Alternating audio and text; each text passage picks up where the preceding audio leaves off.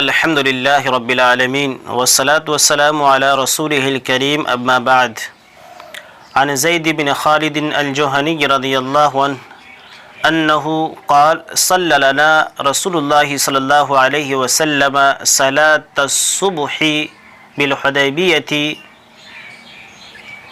من اثر سماء كانت من اللیلہ فلما انصرف النبي صلى الله عليه وسلم أقبل على الناس فقال هل تدرون ماذا قال ربكم؟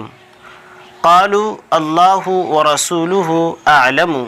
قال أصبح من عبادي مؤمن بي وكافر، فأما من قال مطرنا بفضل الله ورحمته فذلك مؤمن بي كافر بالكوكب، وأما من قال مطرنا بنوع كذا وكذا فذلك كافر بي ومؤمن بالكوكب. رواہ البخاری. محترم ناظرین، اس حدیث کے راوی حضرت زید بن خالد الجہنی رضی اللہ تعالی عنہ ہیں. وہ کہتے ہیں کہ صلح حدیبیہ میں اللہ کے رسول صلی اللہ علیہ وسلم نے ہمیں صبح کی نماز پڑھائی اور اس رات بارش ہو چکی تھی. چنانچہ جب آپ نماز سے فارغ ہوتے ہیں تو لوگوں کی طرف متوجہ ہوتے ہیں اور کہتے ہیں کہ کیا تمہیں پتہ ہے کہ تمہارے رب نے کیا فرمایا ہے؟ تو لوگ کہتے ہیں کہ اللہ اور اس کے رسول ہی بہتر جانتے ہیں.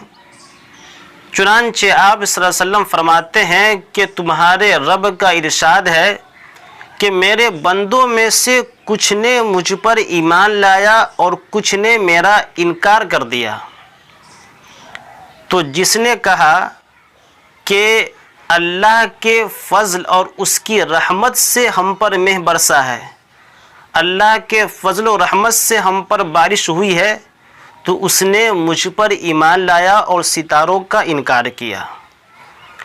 اور جس نے یہ کہا کہ فلاں ستارے کے فلاں جگہ پر آنے سے مہ برسا ہے، تو اس نے میرا انکار کیا، میرے ساتھ کفر کیا اور ستاروں پر ایمان لایا. محترم ناظرین، اس حدیث میں کفر سے مراد کفر حقیقی ہے.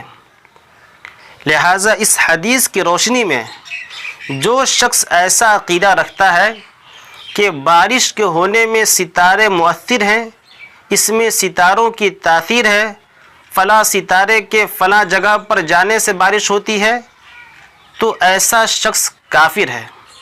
لہٰذا ہمیں ایسے عقیدے سے پرہیز کرنا چاہیے، بچنا چاہیے، اور اللہ رب العالمین سے اس بات کی توفیق مانگنی چاہیے کہ اللہ رب العالمین ہمیں صحیح عقیدہ اپنانے کی توفیق دے.